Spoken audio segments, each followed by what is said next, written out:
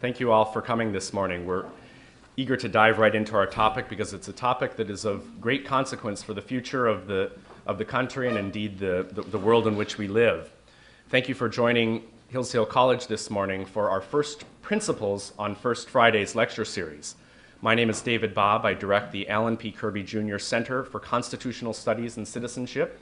This is a program of Hillsdale College that is based in Washington, D.C. We're dedicated to the same thing that Hillsdale College has been dedicated to since its founding in 1844, and that's the education of particularly young people, undergraduates, but also anyone who's interested and willing to think hard about things like the history, the political thought, the foundations of this country. You can find out more about the Kirby Center and our mission online. We have a number of programs, and we'll be launching a number of lecture series in addition to this one in the coming months. You can find that information at the Kirby Center, KIRBY Center.org. This morning's Washington Post has the headline, Obama Aides Near Reversal on 9/11 Trial. Now, as our speaker this morning, Andrew McCarthy, will tell us, sometimes you have to be wary even of the Washington Post headlines. We're really thrilled that Andy can join us this morning. He has a tremendous record. I'm sure that many of you have read him. He's already posted this morning, and he's already done a studio appearance at Fox News. He's been just a real leader in educating Americans about the topic that we're looking at this morning. That topic is America's War on Terror, or is it? And joining me this morning to introduce our speaker is Hillsdale College student Jason Statler. Jason is part of the Washington Hillsdale Internship Program, WHIP for short. WHIP has been around for about 35 years and has sent hundreds of Hillsdale College students over those years to Washington, D.C., where they serve full-time internships, take a couple of classes, and engage in a series of co-curricular activities like going to Gettysburg and all the many wonderful sites and things to explore in Washington, D.C. Jason is gaining experience in his full-time internship at the American Trucking Association. He's a political science major, a junior, and will now introduce our speaker. Jason.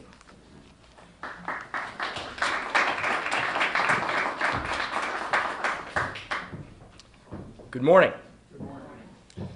Andrew C. McCarthy is a senior fellow at the National Review Institute, a contributing editor at National Review, and co-chairman of the Center for Law and Counterterrorism, a joint project of National Review Institute and the Foundation for Defense of Democracies. He is the author of the New York Times bestseller, Willful Blindness, a memoir of the jihad. His next book, The Grand Jihad, How Islam and the Left Sabotage America, will be published by Encounter this year. For 18 years, Mr. McCarthy was an assistant United States attorney in the Southern District of New York.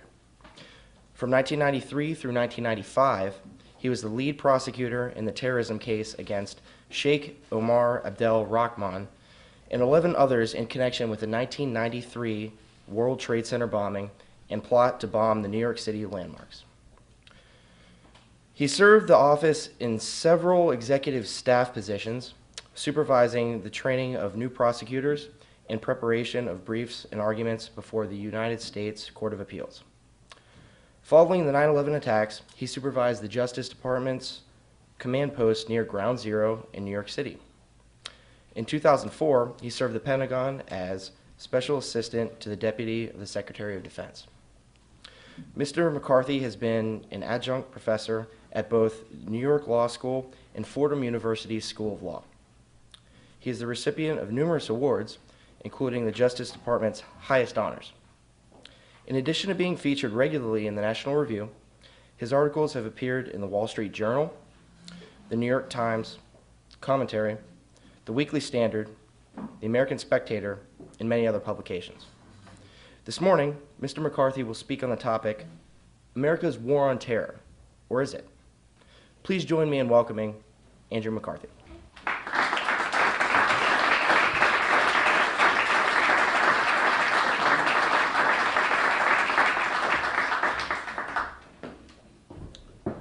Thank you so much. It's a great honor to be here this morning.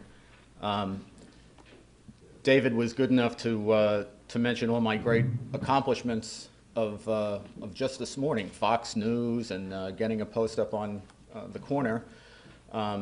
What he didn't tell you was this great leader of men made the wrong turn coming out of the hotel this morning and went about 3 blocks out of my way. So I've also had my run, as it turns out. You would think that being in a hotel only about 4 blocks away would not be a major catastrophe, but there you have it. I do want to talk a little bit later, maybe when we get to questions, maybe at some point, about the article in the Washington Post this morning, because I actually do think it's something of a head fake. But we can talk about that. What I want to first do, though, is address the topic I was asked to address, which is America's war on terror, or is it? I want to begin with a story from early in American history. You are hereby commanded to show cause. The general studied this document in his hands. It was a writ of habeas corpus issued by an American court. A federal judge was presuming, in the midst of war, to order the commander in a combat theater to report to the courthouse the following morning and explain himself. On what basis, the judge demanded to know, was the United States Army holding a prisoner of war? Habeas corpus, you shall have the body. It is known as the Great Writ, an 8th-century-old creature of the Magna Carta, of British common law, of Western Enlightenment tradition. It was first formally established in the colonies in the 1690s, about 85 years before the Declaration of Independence. When the Constitution was adopted in 1787, it became part of our fundamental law, enshrined in what's called the Suspension Clause, Article 1, Section 9 of the Constitution, which says, "The privilege of the writ of habeas corpus shall not be suspended unless when in cases of rebellion or invasion, the public safety may require it." The writ, in short, is our time-honored bulwark against tyranny. But tell that to Louis Luuyler, and while you're at it, tell that to the Honorable Dominic Augustin Hall, the United States District Judge in Louisiana. Louisiana had only been a state for about 3 years when, in early 1815, the commanding general in question, Andrew Jackson, authorized the arrest and detention of Louis Luuyler. The late, great Chief Justice William H. Rehnquist told the story in his gripping book about civil liberties in wartime, All the Laws But One. Old Hickory had just saved the Republic by defeating the British forces of General Sir Edward Parkenham in the decisive Battle of New Orleans. It doesn't do the victory justice to say that Jackson had won the War of 1812. The Treaty of Ghent, which formally concluded the war, had actually been signed by British and American foreign ministers over 2 weeks earlier. But news of the treaty did not reach the United States in time to forestall the battle. It became the one great American victory of the War of 1812. Just as Jackson hadn't known about the formal armistice, so too he did not know what the British would do with their defeated army. Would they regroup and attempt another assault? With the outcome and survival itself still in doubt, Jackson imposed martial law. He was determined to maintain it until he knew for sure that hostilities were over. This did not please Mr. Luuyler. He took to the newspapers to attack Jackson and Jackson's imposition of martial military law and order. Perceiving this as a very untimely incitement, Jackson had Luuyler arrested. Aroused supporters of Luuyler, the imprisoned man, appealed to Judge Hall. The jurist, like any jurist, had utterly no responsibility for the national security of the United States. The framers intended that national security decisions be made by elected officials accountable to the voters whose lives are at stake. The judge's only duty was to ensure that the litigants before him received due process. Because that duty is a limited one, Judge Hall, like all federal judges, was politically insulated in executing it. Yet the judge was of a mind that he, not the United States Army, personified the rule of law, security or no security. General Jackson was of a different mind. Instead of responding to the writ as directed at 11 o'clock the next morning, Jackson had Justice Hall arrested. After a time, he had him escorted by troops several miles outside the city limits, where he was finally set free. I think it's fair to say that we've come a long way from Andrew Jackson to Barack Obama. And I think it's probably even fairer to say that we've come an even longer way from Louis Leweiler to Umar Farouk Abdul-Muttalib, the Christmas bomber.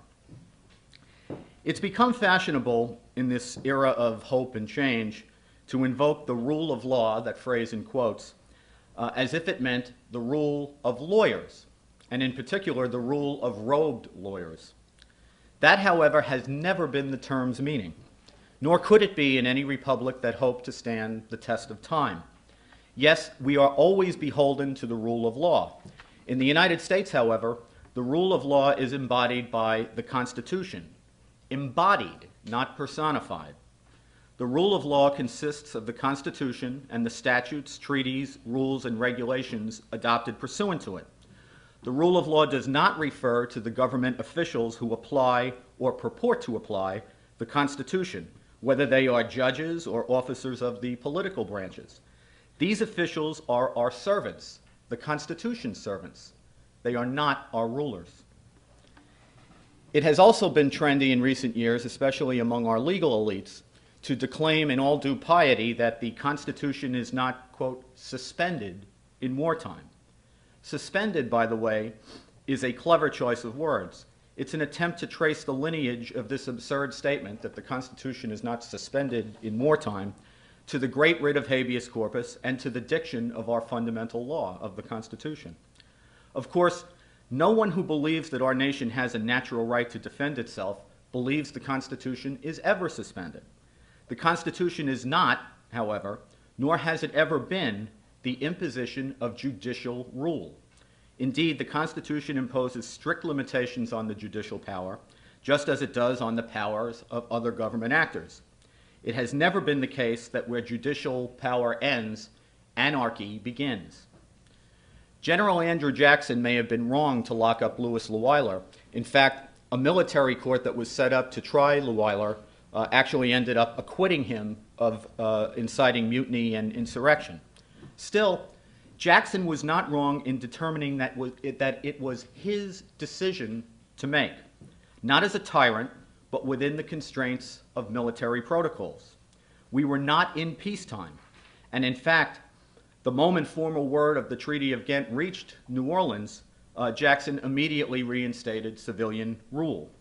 But until that time, the civilian courts were not responsible for keeping order in New Orleans. They were, in that time of crisis, inadequate to that task, unless you think Justice Hall and his stack of writs were a match for His Majesty's Armed Forces, then thought to be the mightiest on earth. General Jackson was applying a principle stated with clarity almost a century later by Oliver Wendell Holmes, Jr., a legendary Supreme Court justice and progressive thinker, but also a decorated veteran of the Civil War. As Holmes put it, writing for a unanimous court, I believe in 1909, when it comes to a decision by the head of the state upon a matter involving its life, the ordinary rights of individuals must yield to what he deems the necessities of the moment. Public danger warrants the substitution of executive process for judicial process. When the life of the state is imperiled, the Constitution does not disappear, it adapts.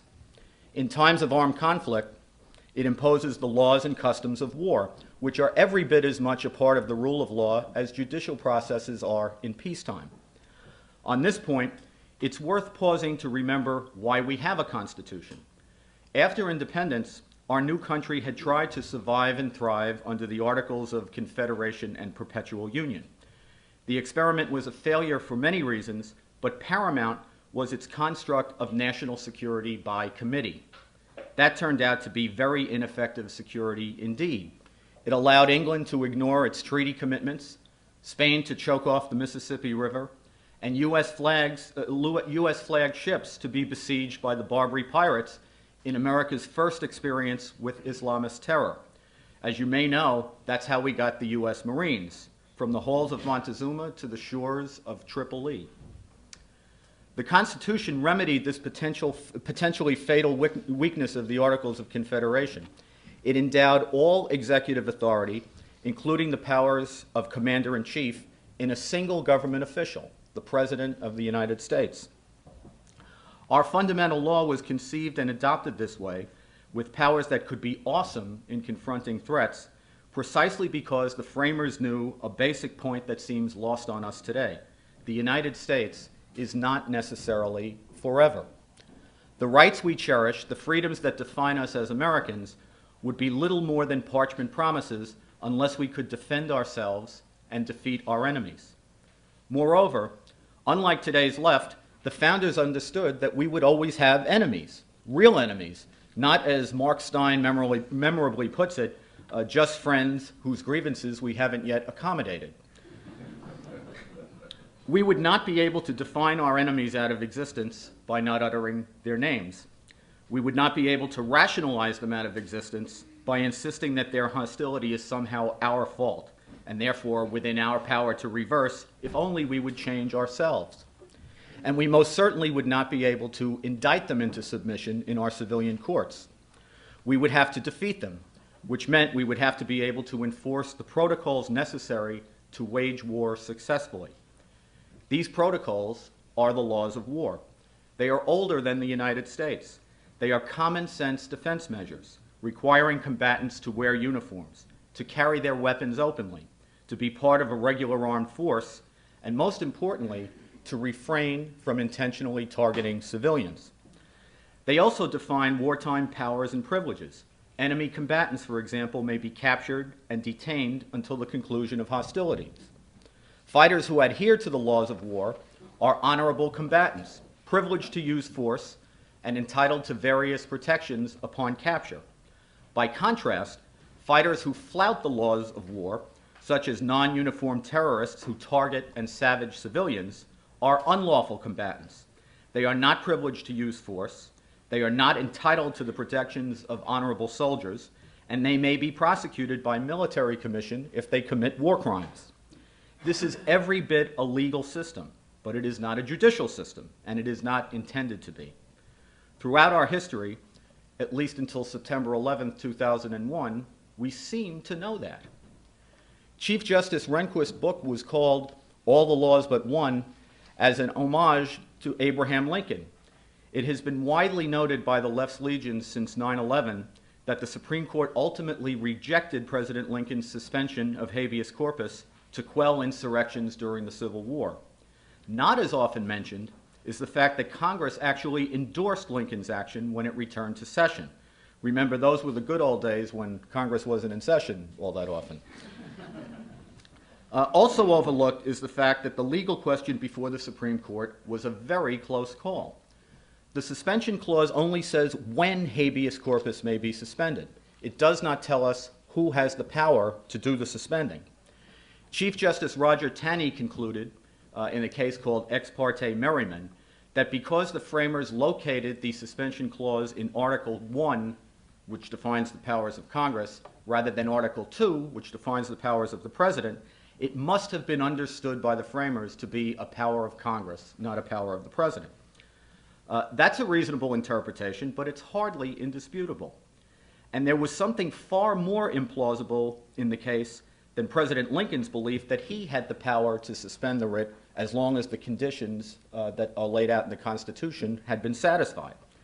It was Taney's claim, this is the thing I think was more implausible, Taney's claim that if the courts were open and functioning, even in wartime, federal judges, not the political branches responsible for prosecuting the war, would have the final word on what actions could be taken in the defense of the United States. That contention has no support in our founding law. It was a power grab, pure and simple, and a foolish and undemocratic one at that.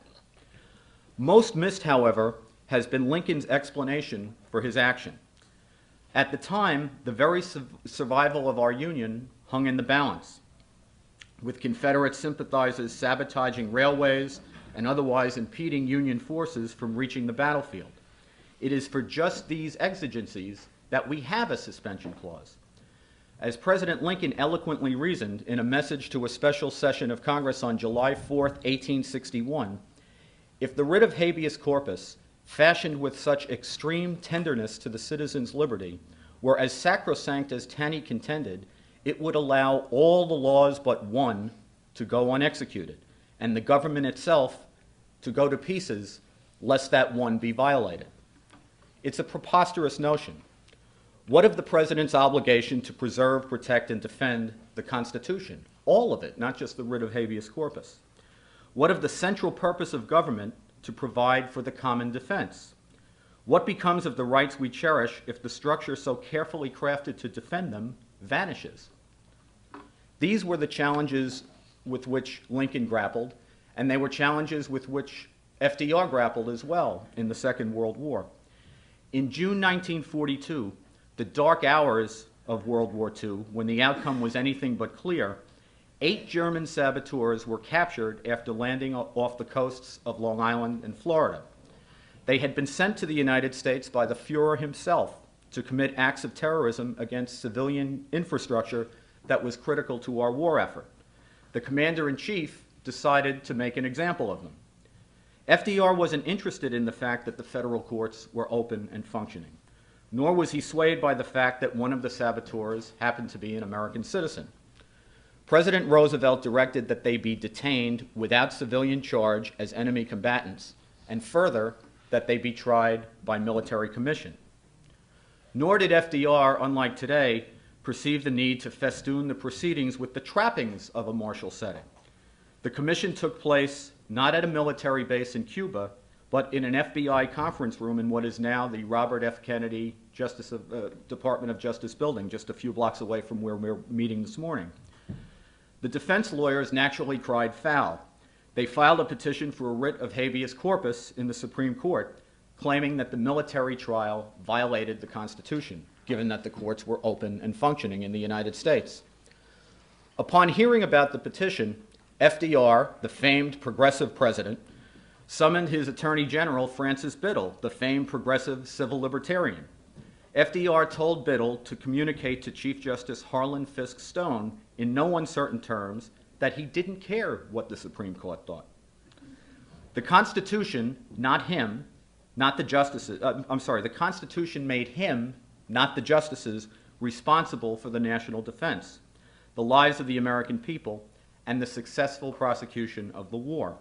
FDR said he would not be releasing the prisoners, regardless of the court's disposition of the case. This proved to be something of a judicial king has no clothes moment, a moment of clarity such as we have not had, I would say, in the ensuing half-century plus.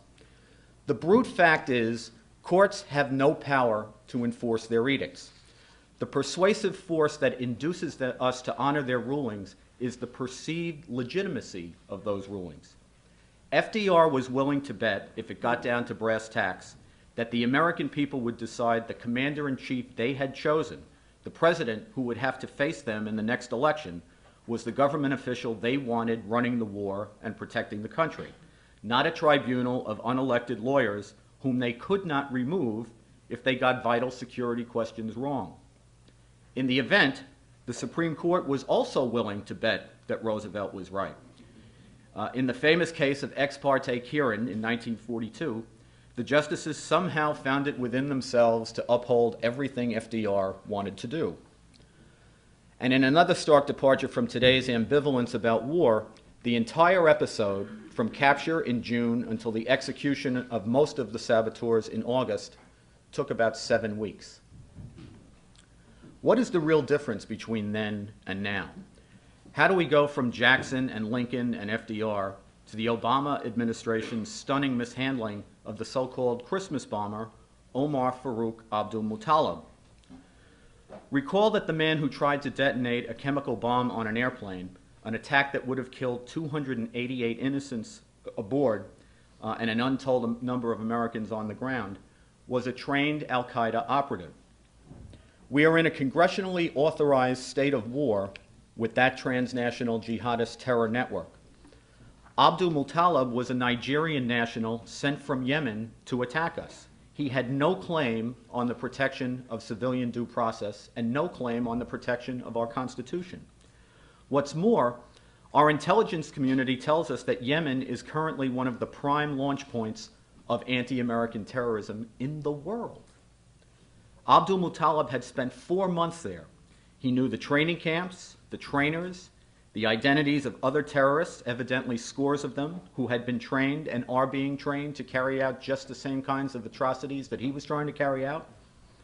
That is, his capture alive should have been one of the great intelligence coups of this war. Instead, he was questioned for a mere 50 minutes before being given Miranda warnings and the assistance of counsel. He naturally invoked his supposed right to remain silent, and was consigned to the civilian justice system. He was charged in an indictment that gave him plea bargaining leverage in any further negotiations over whether he would share with us what he knows about al-Qaeda operations. This was completely unnecessary.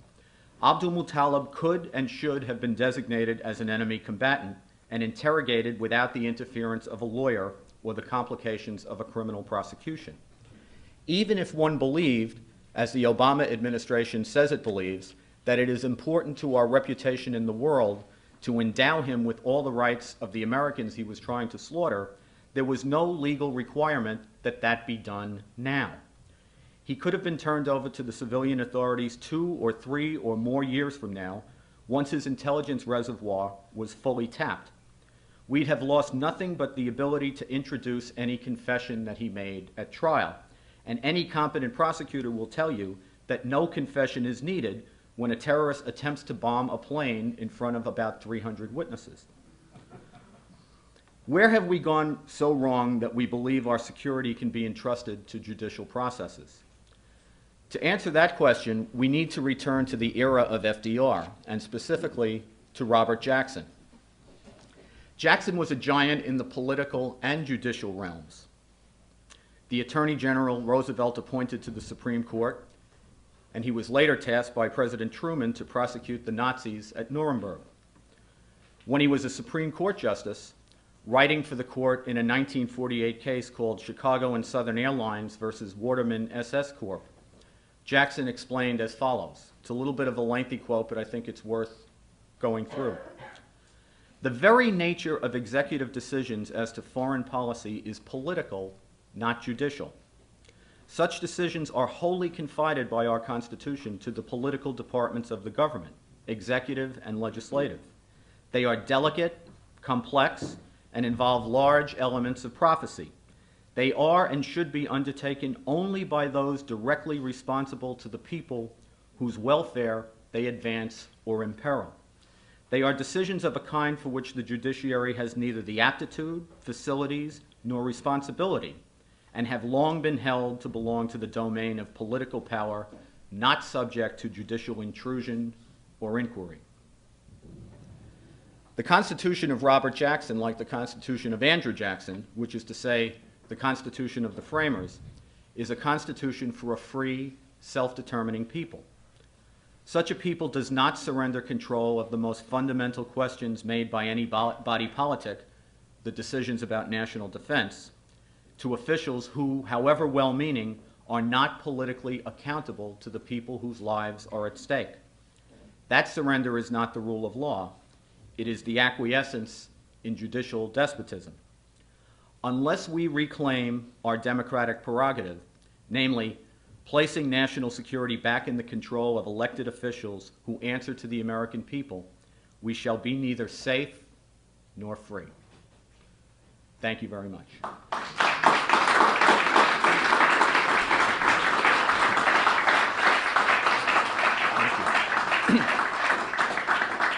I'm happy to take questions.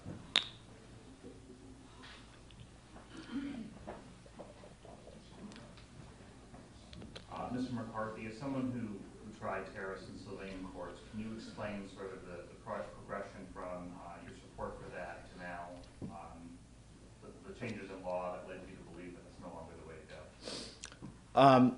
As far as my support for it is concerned, I'd like to hark everybody back to 1993 to try to clarify this a little bit.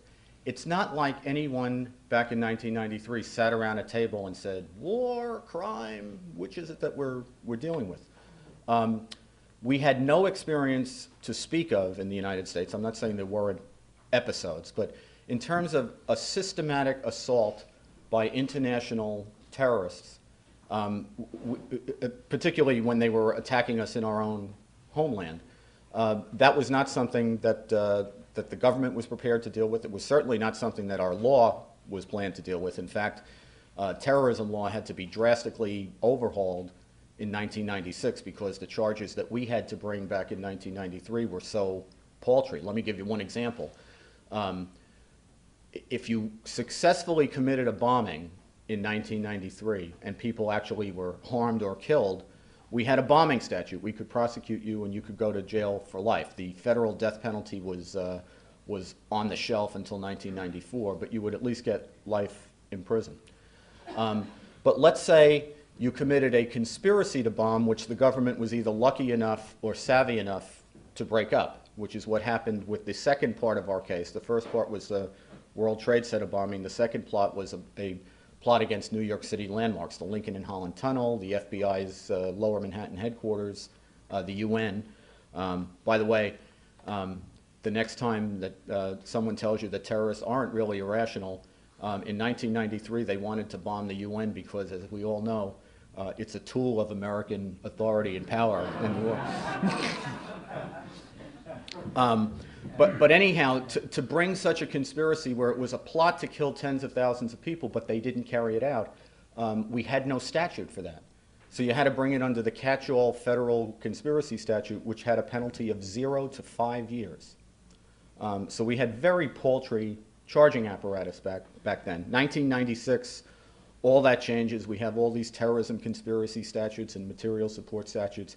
After 1996, you can have a robust argument about whether we ought to be treating this as a civilian matter or a military matter, but you could no longer complain if you were a prosecutor that you didn't have adequate tools to address the people who actually did get brought into civilian court. But to go back to 1993 for a second, the military can't operate inside the United States. It has bases inside the United States, but it can't do, enforcement operations because of what are called posse comitatus restrictions. As a result, back in those days, the only organizations domestically that trained for catastrophic events, not just terrorism events, but any catastrophe, whether it was insidious or accidental or what have you, the only organizations that trained for that would be the police, the fire departments, the first responders, etc. February 26, 1993, in the middle of the day, about 17 minutes after noon, the World Trade Center is bombed. And what ends up happening is what ends up happening whenever there's any catastrophe, and that's what happened in those days. People responded instantly without anybody really thinking about it. Nobody sat around a table and said, how should we deal with this? We didn't even know what we were dealing with. But suddenly you're in an investigation. And then within about a week, we had 4 or 5 people in custody.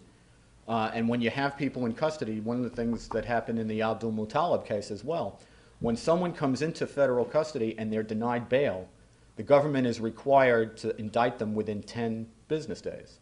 So in the blink of an eye, virtually, you have a case, and then you're getting ready for trial, and you're assembling documents, and you're trying. In our case, we had a twofold problem. First, we were dealing with a threat that we were utterly unprepared to deal with, and secondly, we found out right after the first bombing that they were plotting a second bombing. So we're trying to wrap our brains around what the threat is that we're up against. It's really pretty foreign to us. And at the same time, trying to conduct another investigation to make sure an even worse attack than the Trade Center bombing doesn't happen. So I don't know that you could say that I sat down in 1993 and said, gee, this is a crime. There wasn't any decision to make. It just, it was rote activity. But I will say this, and I write about this in the book.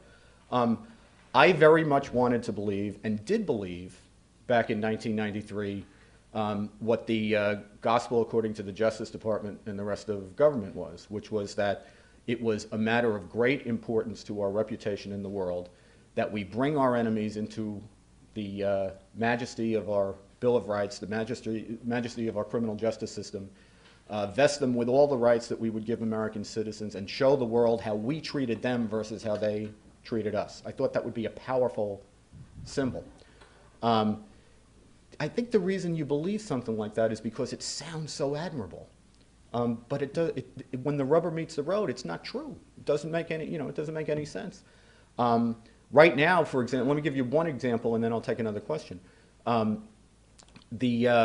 having this big argument about whether we should close Guantanamo Bay because supposedly Guantanamo Bay causes terrorism. It's a symbol of, I don't know what it's a symbol of. I think it's a symbol of George Bush, and they don't like George Bush. But the theory is that it causes terrorism because it shows that we don't apply our ordinary rule of law to Islamic terrorists, who, by the way, we're at war with, but that, by having this sort of off the criminal justice system place for incarcerating them, we're somehow disrespecting the Muslim world and not bringing them into the majesty of the Bill of Rights anymore. And what I always say when I hear that is it's a couple of things. First of all, it confuses a pretext with a cause. Terrorists will use anything as a pretext for why they commit terrorism. But terrorism isn't caused by Guantanamo Bay. What causes terrorism is Islamist ideology. And we can have a long conversation about that, but it's a 14th century old ideology. It is not a fringe ideology. It's much more mainstream than we would like to believe. But suffice it to say, for present purposes, that that's the cause. The pretext is Gitmo or Abu Ghraib or Israel or whatever they're using this week. They'll always come up with something like that. But the guy who I convicted, we actually convicted a number of people in that case, but the main defendant was the blind sheikh, who was a very powerful and legendary figure in jihadist circles even by the time he got here. He actually is the one who issued the fatwa, the Islamic edict for the murder of President Anwar Sadat in the early 1980s. And bin Laden, by the way, credits him with having issued the fatwa that approved the 9/11 attacks, too. So, we're talking about a fairly heavy-duty guy.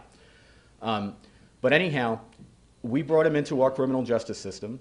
We gave him, the nice civilian trial, and he's in a nice civilian jail. He's not at Guantanamo Bay. His followers, particularly the Islamic group, which is a terrorist organization in Egypt that he runs, have committed several atrocities, including a really horrid one in Luxor, Egypt, in the late 1990s, where some of the jihadists set upon a group of over 50 tourists and brutally murdered them with guns and knives and left pamphlets around, including pamphlets in some of the corpses, saying that they were demanding the freedom of the blind sheikh. Now, it didn't seem to impress them very much that we had him in this nice civilian jail after giving him the civilian trial. And the thing I think we need to remember about that is we're talking here, in terms of who we're impressing in the world, right? We're talking here about Sharia societies where they still enforce brutal hudud penalties, as they're called, stonings, all manner of stuff. I often think about, a couple of people coming home from the Friday stonings, in Saudi Arabia or Iran or some, and saying, gee, what really offends me? Guantanamo Bay. They don't even let them see a lawyer for several months. How crazy is that we think that they're going to be impressed? There is rampant illiteracy in that part of the world. In many parts of it, they think that studying the Quran is the be-all and end-all of what education needs to be. I don't say that to be derogatory. I say it to make a simple point. The thought that they know the difference between whether somebody is in a civilian jail because he's been prosecuted on the basis of a judicial indictment where the government proved beyond a reasonable doubt all the elements of the offense, or that they're in Guantanamo Bay under the laws of war, which allow us to detain until the conclusion of hostilities. You got to be kidding me. I mean, there's not a chance that they would appreciate the difference. Look, a lot of us don't appreciate the difference. So I don't know who we think we're impressing. Sir, I think they want you to have a microphone. Ken Jones from CQ Press. Apart from the location, what are the practical differences between prosecuting KSM in a military tribunal as opposed to a civilian court? And as part of the answer, will you explain your view of the Washington Post? Sure. Let me deal with what the differences are first. The big difference between a civilian proceeding and a military proceeding is the amount of information that has to be turned over to the defense. When they wrote the procedures for military commissions, there's a presumption in the military commission law that if something is classified, the defense doesn't get it. The presumption in the civilian system is that if something is relevant, the defense does get it.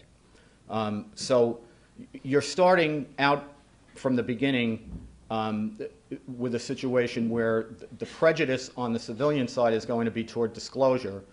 And I think we want it that way for cases that are supposed to be in the criminal justice system.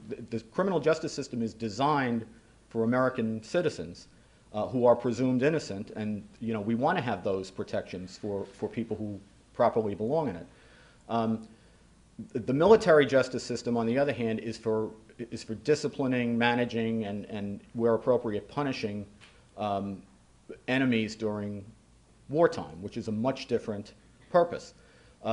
Think about the basic assumptions of our system, right? We often say about the civilian criminal justice system that we would rather see 10 guilty men go free than a single person be wrongly convicted. That's the basic conceit of our criminal justice system. We would actually rather see the government lose, in a sense. That is fine for people who belong in the criminal justice system. I don't think we would want to change it a whit. But when we're having a national security issue, when we're at war and we have to, and the national imperative is to defeat the enemy, we can't take the position that we'd rather see 10 guilty terrorists go free than one have his rights trammeled. The fact of life is you have to decide whether you're in a national security wartime mode or a peacetime mode, because the one thing that you cannot repeal is human error. There's going to be injustice no matter what system you're in. And what we're talking about basically is who bears the risk of error. In peacetime, when the civilian justice system is the set of procedures that we use, the government bears the risk of every error. The defendant gets the bounce of every ball, and that's absolutely the way that we should want it. On the other hand, if you're in a wartime scenario, you can't be giving the enemy every bounce of the ball. In fact, it's been the law of the United States since, I think, 1798. The Alien and Sedition Acts. The Sedition Acts were ultimately repealed. The alien part of it, or at least what I'm about to say, was not. But in a declared war, we are permitted actually to arrest and detain anybody who's in our country who is a national of the enemy. Not an operative, not a soldier, not somebody who's doing anything, just because the concept of citizenship meant that you had fealty to the enemy. That was enough, and has been enough for over 200 years, to be a rationale in a declared war for detaining people, just because they were citizens of the other side. The other thing about civilian versus military trials is, and this was the point that was really hammered home to me day after day trying to do these cases. Your incentive as a prosecutor, your duty as a prosecutor in one of these cases, is every day and almost every minute in collision with your duty as an official of the executive branch who has responsibility for the national security of the United States. Here's why. Once you decide to prosecute a terrorist, if you made the decision that you, in good faith, should bring the charges, that this person needs to be convicted, these are the worst of the worst in terms of offenders. Whether you decide they're criminals or warriors, they have to be neutralized. And we don't have debating society in the Justice Department. It didn't matter in 1993 or 1998 or whenever, or 2001, that I may have had qualms about the way our country was approaching this problem.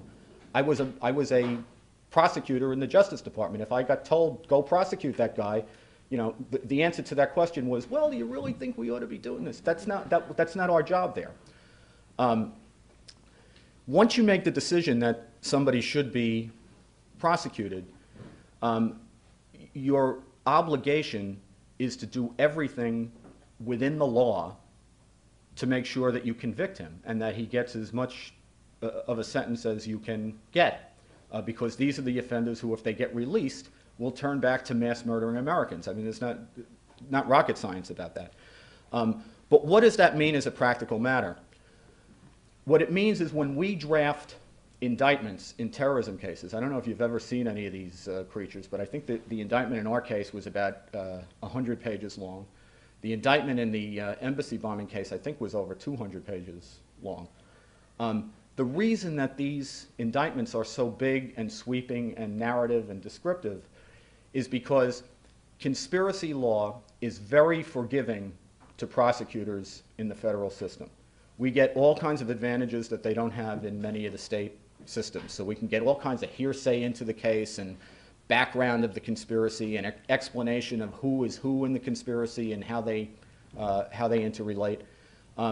So what you do in order to exploit that as a prosecutor is you throw everything, including the kitchen sink, into the indictment in the hope that you will be able to get every piece of prejudicial evidence that the government has and make sure these guys get convicted. And when I say prejudicial in this sense, I'm talking about properly prejudicial. All evidence that properly comes into a trial prejudices the defendant. That's what it's designed to do. That's the point of it. Well, here's the problem with that. The broader you charge a case, the more things you put in the indictment, the more discovery obligations attach. For everything that you plead in a case, you turn that into a relevant issue in the case. Everything that's a relevant issue in a case allows a defense lawyer to come in and say, I want to see all the government's files about this, this, this, and this. And it becomes very difficult for the government to go into court and say, we don't want to give you that. That's national defense information. The rules of civilian trials do not give the government any advantage in terms of the admissibility of evidence just because something is a national defense matter. What the courts would say, and I think actually this is quite a reasonable position, is if you, government, decide to bring somebody into the civilian justice system, then you have to play by the rules. And it's the rules that apply in the civilian justice system to every single case. With the exception of classified information in the civilian system is that you get to litigate before trial, whether it is admissible or not. But you don't get any advantage in the rules of evidence. If it's relevant and probative, it's admissible. If it's relevant and it passes the tests of discovery, they get disclosure of it, the defense does. If the court orders that they get disclosure and the government doesn't give disclosure, the court can start dismissing counts or even dismiss the case. You may recall in the Moussaoui case, the court, at least for a time, struck the death penalty notice because the government refused to make certain evidence and access to witnesses available to Moussaoui's defense. The Court of Appeals reinstated the death penalty when the government appealed that, but they also said, hey, look, government, we're going to watch very carefully how you proceed from here on in. And if Mr. Moussaoui doesn't get the evidence that he needs to make his defense, we keep the door open to striking counts, striking the death penalty, and striking whatever else he can't defend himself on because you won't give him discovery. What ended up happening? Moussaoui, against the advice of all the people who were advising him, all his lawyers, and much to the surprise of many people, pled guilty. And as a result, we don't know what would have happened if he had actually thrown down the gauntlet and we had to have a trial. The trial we had of Moussaoui was just the death penalty phase. It wasn't the liability phase of the trial where you find somebody guilty or not. The point is, your obligation as a prosecutor is to get everything into the case that you can get to assure, as best you can, the outcome that the person gets convicted and gets as much time as you can get for him. Your obligation as an executive branch official who's got some responsibility for the national security of the country, that's not prosecutors' main jobs, but we are, I still think of myself as a we, but prosecutors are officers of the executive branch. It's an executive branch responsibility to protect the American people and to prosecute war successfully. Your obligation on that score is to give the enemy as little information as possible, because you don't want to make them a more efficient killing machine, frankly, which is what you do when you turn over information. I mean, we tell them what we know, and by virtue of telling them what we know, that almost necessarily tells them how we know it, our methods and sources of information. Again, I think that's something we would never want to change in the criminal justice system for people who belong in it. They are presumed innocent and they're entitled to that information. But when we're at war, you can't be giving the enemy your most sensitive intelligence and telling them what you know about them and how you know it. And what I learned the hard way over the years, and this is not an easy lesson for a 30-something-year-old prosecutor who thinks, I got the biggest case in America. I'm the lead prosecutor. You haven't heard about me? Guess what you find out when you go down to the CIA? They actually think there's something that's more important than your little trial, whether we can keep people alive or not.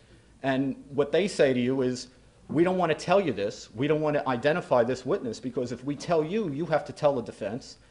If you tell the defense, that source is blown. And you may be able to now win your trial, but we lose this person who's been giving us vital intelligence about Al-Qaeda. We lose this wiretap that's been very fruitful in terms of giving us all kinds of information. We lose this trail of terrorism financing that you're going to disclose and tell the bad guys that we know about it. We're using that information to try to track and map the terrorist organization. You find out pretty quickly that there are a lot of things that are more important to keeping Americans alive and to successfully prosecuting a war than success or failure in a trial. Yes, sir. I think they want you to have the microphone. What is your prediction on the president then with the dilemma he's facing with his statement on the bomber, the Christmas government bomber? Let me say two things. I get to that, and I want to get back to your question about the Washington Post, which I slipped my mind for a second. I don't agree with President Obama, obviously, on whether we ought to be bringing these people into the civilian justice system. But he's the president, and I respect, he won the election. This is not a shock. I mean, he campaigned on this. He thought that the pre-9/11 way of doing things was the better way to go. I thought that was an important election issue. And, it's tried to say, but elections have consequences. This is the policy he wants to install. There are two things I don't understand about his implementation of it, however. One is, again, there's no reason that you have to try these people now. Jose Padilla, the so-called dirty bomber, was held for about 4 years as an enemy combatant before he was prosecuted in the civilian justice system. He tried, when he was finally prosecuted in the civilian justice system, to argue to the court that the case should be thrown out because the government prejudiced his defense by holding him all those years as an enemy combatant. He lost. Another guy, Ali Al-Mari, who recently pled guilty, I think in the last several months, was actually held as an enemy combatant for about 7 years, I think, before we finally submitted him to the criminal justice system. So the point is that it's not like you have to have an either-or moment right when you bring somebody into custody. We can do it the way, I don't think it's the best way to do it, but you can do it the way President Obama wants to do it and Attorney General Holder want to do it, and still exploit the opportunity to get intelligence. And again, the only thing you lose are the statements, and particularly in the Abdul Muttalib case, you don't need the statements. He did what he did. In fact, I think it's so clear that you don't need the statements, that's probably why he's now cooperating with the government. He doesn't really have much of a defense to the case. So I don't understand the timing part of the implementation. But here's the other thing I don't get.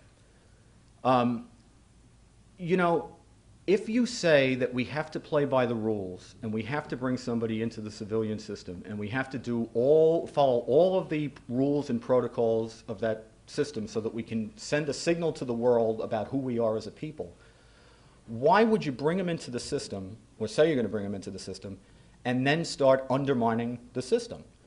When the President of the United States or a spokesman for the President or the Attorney General get up and say that this guy's going to be convicted and executed, you are undermining the system. Now, as it happens, I think this is utterly unnecessary. I don't want the President's hands being tied by a criminal proceeding.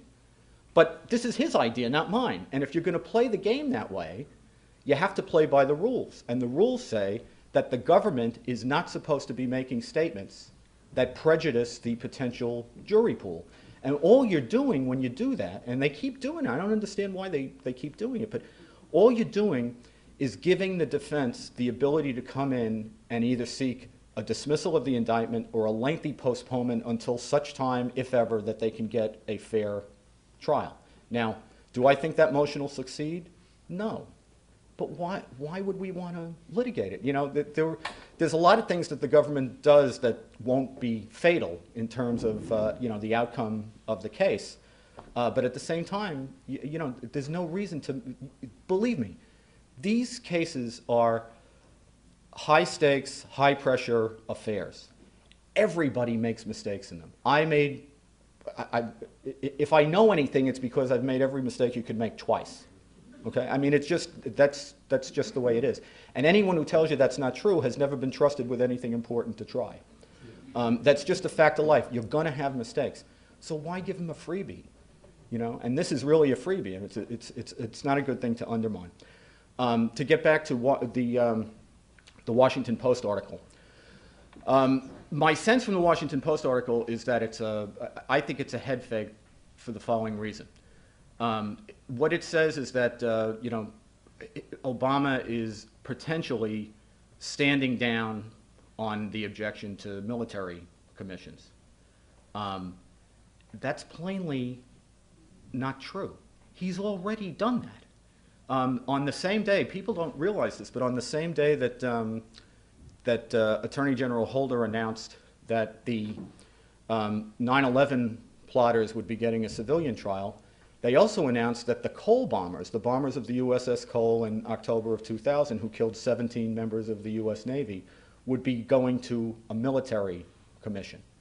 So the Obama administration has already preserved the military commissions. They've already submitted a case to the military commission, and in 2009, Congress, for the third time, endorsed the military commissions.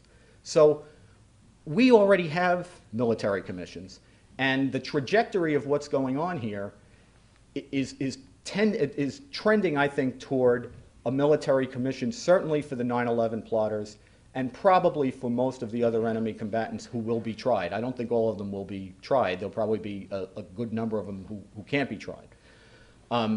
So why the big announcement today? I think the reason for the big announcement is to suggest that Obama, the president, is being reasonable and magnanimous and staring down his base, which is going to be very upset about this. So isn't it time for the rest of us to be reasonable and close Gitmo? And I think the game here, the ball that you ought to keep your eye on is, this is an initiative, the end game of which is to close Guantanamo Bay. The idea is they compromise on military commissions, so why can't the rest of us be big guys and compromise about Gitmo and close that place down? Here's why. This is not horse trading on, a farm bill. This is the national security of the United States. It may be one thing in ordinary legislation to say, all right, you do this and I'll do that, and you give me this and I'll give you that. But in national security, you don't do a stupid thing that will endanger the country because your opposition has magnanimously agreed not to insist that you do two stupid things to endanger the country. That doesn't make any sense. Bringing these people into this country is going to be bad on a number of levels. Number one, once they are physically here, there is no argument anymore that the courts don't have complete jurisdiction over them. What I think has stopped judges from trying to release, and some judges have tried to release some of these guys and actually even insist that they be brought in the United States. But what has stopped that up until now is they are physically outside the United States. They're aliens who don't have any right to be in the United States, and we have a statute that says that they're excludable from the United States if they're trained terrorists. Once they're physically here, all bets are off, and you'll see courts vesting them with all, not just habeas corpus rights, but I think all the rights of the Constitution. And let's not fool ourselves about what we're talking about here. The combatants who will be brought into this country, if they're brought in, will be not only war criminals, but people who we can't try because we know they're dangerous, because we've got all kinds of intelligence about that, or there's interrogation information that can't be used. We're confident that information is correct, but it's inadmissible in court, not just in civilian court, in military court as well. These are going to be people who will be therefore detained indefinitely without being tried. Nothing offends the legal profession, the legal culture, and the federal bench more than the idea that people are in custody for however long, for who knows how long they'll be in custody, without having a trial. And that, after a time, I don't know if it'll be weeks or months or years, but I'm telling you, bank on it. If they're here, judges are going to start releasing them. And once they're physically present in the United States, there's no argument anymore that they have to be released someplace else. This will be our final question. Okay. Well, let me ask Hans then. Andy, I got a question that I agree 100% with you about military tribunals, but I worry because of this. I have a former colleague at the Department of Justice who for a while was going out in Guantanamo, and he said to me he questioned the quality of judges of a military tribunal and the quality of the prosecutors. He told me that he didn't think the military had done a very good job in getting high-quality judges. He also said the prosecutors were not very good, and he said because of the off-again, on-again matter of military tribunals, that there were none of the really good prosecutors at Justice, and there still are very good prosecutors there despite the leadership of the past year, have been attracted to going down there on details to doing that. So he's really worried about the quality of the lawyers involved in the military tribunals. Well, let me say a couple of things about that, Hans. Number one, I think that, the team that had the KSM case was made up of both Defense Department lawyers and Justice Department lawyers. There were either 2 or 3 DOJ lawyers on that team. We've had, I don't think the military commission system performed well. I mean, certainly in the first case, it was deplorable. The Hamdan, who was bin Laden's driver and bodyguard, got what effectively was time served. I mean, he got about a 5-month sentence, and then he was released. He's no longer even in custody. In the civilian system, in front of the judges I prosecuted in front of, and my office prosecuted in front of in the 90s, look, it's not easy to convict people, but once you convict them, they get slammed. I had a guy in my case his meter was ticking for about 40 minutes in the whole conspiracy. He got 25 years because the FBI came in and there he was mixing explosives. So yes, it's performed badly. I think there's been a couple of times, frankly, that the civilian system has performed not particularly well either. But by and large, the civilian system has done a good job. Number one, I don't think it has to be the case that it's just Defense Department lawyers in these cases. There are good military judges and there are bad military judges, just like there are good and bad civilian judges. But what I would like to take a short opportunity to say is, look, having looked at this both ways and having lived it, gun to my head, if I have to make a call between civilian system and military system, I choose the military system because of the intelligence ramifications. But I started proposing in 2004 that we stop having this fight about should it be military or should it be civilian, and put our heads together to design a system that actually is tailored to this challenge. I think what you could do, I called it a national security court. Other people have other names for it. But I think what you could do is you could largely adopt the military procedures, but bring in regular federal judges to try the cases.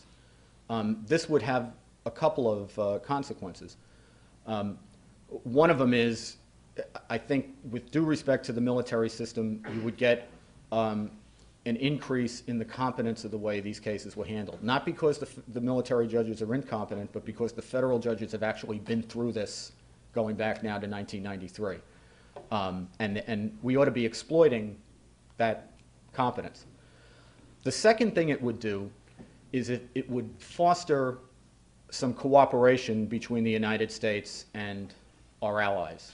Now, ordinarily, my knuckle-dragging Neanderthal position is, who cares what the French think? And I don't like having to care what the Europeans think. But we do have to care. Because if we don't have a system that they will cooperate with, then they won't extradite people who are dangerous to the United States to that system so that we can deal with them. And if they won't, what that ends up meaning is that you're outsourcing your national security to countries that have a lot less interest in it than you do. It doesn't really matter that I think military tribunals are peachy and that I think they're perfectly fine under the Constitution and they've been used since George Washington. We could talk all day long about why they're fine and why it's a system with integrity and a good system. The fact is, the Europeans and the international community, whatever that means, will not cooperate with a system that they regard as a unilateral executive branch show, where the executive branch is the prosecutor, the judge, and the jury. They think that that is not a system that has integrity. I think they're wrong, but who cares what I think? It's their right to make that conclusion, and they have made it. I think if we put federal judges, regular federal judges, Article 3 of the Constitution judges, presiding over these proceedings, that answers that criticism, because now you have an independent branch of government which is overseeing these proceedings. I'm more sensitive than anyone, I think, to the idea that we don't want judges freelancing in national security. So I think what this would require, if we were going to implement it, what would be Congress would have to write a very exacting national security court law with very detailed procedures, and it would have to write in a provision that said, unless we've spelled out a right here, the right doesn't exist, and courts are not at liberty to use the interstices between the provisions in order to inflate the due process rights. That if that's going to happen, that Congress has to do it. But I think if you got that measure of protection against judicial freelancing, there'd be a lot to be said for a system where you had regular federal judges. No reason the Justice Department shouldn't be a major player in this. In cooperation with the Defense Department, use the military procedures and the presumptions Congress has given us to protect national security information, but have Article 3 judges preside. Take that to the international community and say, see, we're giving you an olive branch that we can deal with. Please cooperate with our system and let us deal with the people who are a threat to us. I think there's the makings of that deal. And there are even people in the Obama administration, I think, who are very thoughtful people who think it's a good idea. Don't tell them I thought it's a good idea, because it may change their minds. But I think it's the right thing to do, and it would be a lot better for the country than continuing this argument about civilian versus military. And unlike President Bush, Obama has the political moment to get it done. I mean, if he wanted to do it, he's got people in the Justice Department who would be superb at designing it. He's got a Congress in his own control. And he now, after I think what's been a very hard year plus for him, sees maybe in a way that he didn't before he was in power how difficult and complicated this is. It's something we should do. I don't know why we don't. Thank you. Thank you. Thank you.